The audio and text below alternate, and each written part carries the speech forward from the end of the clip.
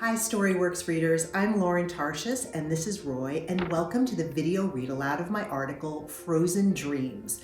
I write about many fascinating people in my articles and in my I Survive series, but I am especially excited to introduce you to Matthew Henson. He was an Arctic explorer who dreamed of being one of the first humans to step foot on the North Pole. He was born in 1866, and that was a time before there were cars and airplanes. That was a time when most people really didn't travel more than a few miles from where they were born, but Henson was inspired to see the world. He craved adventure. The problem was that opportunities were very limited for him because he was a Black man growing up during a time when racism and prejudice closed off so many opportunities for him and others. So as you're reading this article, I want you to think about all of the obstacles that Henson had to overcome to become an explorer. Today, he is one of the greatest explorers that we remember from history. He inspires me, and I hope you're going to love his story as much as I do. It was April 3rd, 1909. An American explorer named Matthew Henson was moving across the ice-covered Arctic Ocean. This was an area so cold, even polar bears stayed away. But Henson felt excited. He wanted to be one of the first people to reach the North Pole. He was sure that he was days away from achieving his dream. Suddenly, the ice beneath his feet broke. He fell into the frigid ocean. Henson had spent 20 years trying to get to the North Pole. Now it seemed his life would end here in the icy waters of the Arctic Ocean. Matthew Henson was born in 1866. At the time, most people didn't travel far from their homes. There were no airplanes, no cars. Parts of the world were still unknown to most people. One place that seemed impossible to reach was the North Pole.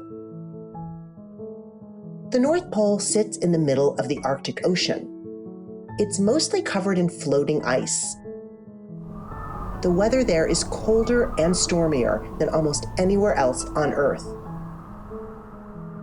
Matthew Henson probably didn't hear much about the Arctic as a boy. Henson grew up in Washington, D.C. He had a difficult childhood. As a Black American, he faced racism and unfair treatment because of his skin color. When he was 13, he got a job as a cabin boy on a ship. It was the worst job on the ship, but it allowed him to travel around the world. Henson became a skilled sailor. He returned home when he was 18 and looked for a new job. But like many Black Americans, Henson faced discrimination, a widespread problem in America. Most white business owners wouldn't hire Black Americans. After many months, Henson finally found a job at a clothing store. One day, a man named Robert Peary came into the store. Peary was going on an expedition to a jungle in Central America, and he was looking for a cabin boy to help him. Peary spoke with Henson. He was impressed with Henson's skills at sea. He offered Henson the job.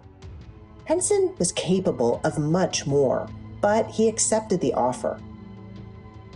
Henson didn't realize it at the time, but this decision would change his life and history. Peary had many dreams. Unlike Henson, he had many chances to make his dreams come true. Explorers at the time were racing to be the first person to reach the North Pole. The winner of this race would become famous. Peary decided that man should be him. Peary and Henson returned from Central America in 1888. Peary began planning a trip to Greenland. This is the closest land to the North Pole. he wanted Henson to come as his servant. Peary knew how much Henson could do, but he still never treated Henson as his equal. This was another example of the racism that Henson faced. Even though he had proven himself over and over again, Henson would never be given the opportunities that he deserved. Henson and Peary set sail for Greenland in June 1891. 1 month later, they made it to the Arctic, but they were still hundreds of miles from the North Pole. Getting there would mean weeks of traveling through killing cold and harsh blizzards. Peary's team spent their first few months in Greenland preparing food and other supplies. To survive, they needed help from Arctic experts, the Inuit people. The Inuit are native people of Greenland. They are skilled fishermen and hunters. Peary and Henson didn't achieve their dream of reaching the North Pole on their first trip. But unlike Peary, Henson made friends with the Inuit people during this time. He learned their language and joined their celebrations. They taught him how to hunt, ice fish, and drive a dog sled. In the coming years, Peary and Henson made several more trips to the Arctic. On April 3, 1909, it seemed their dream of reaching the North Pole was about to come true. Henson and Peary were traveling across the ice. 4 Inuit men were with them: Siglu, Njingwa, Ukuya, and Uta. Their group was just days away from the North Pole. But then disaster struck. Henson slipped and fell into the water. He thought he might die. Death comes in minutes in water that cold. But then, with a sudden whoosh, he flew back out of the water. Uta, one of the Inuit men, had grabbed Henson and saved his life. 3 days later, the men reached the North Pole. Henson and Peary planted an American flag in the snow. But as a white explorer, Peary was the one who got credit for discovering the North Pole. He became known as one of history's famous explorers. In the following years, Henson was deeply admired by many Black Americans. But history books mostly ignored the achievements of Henson and the 4 Inuit men. Henson died in 1955. By that time, America was changing. In the 1960s, new laws made it illegal to treat someone differently based on race. The achievements of Black Americans were finally getting recognized.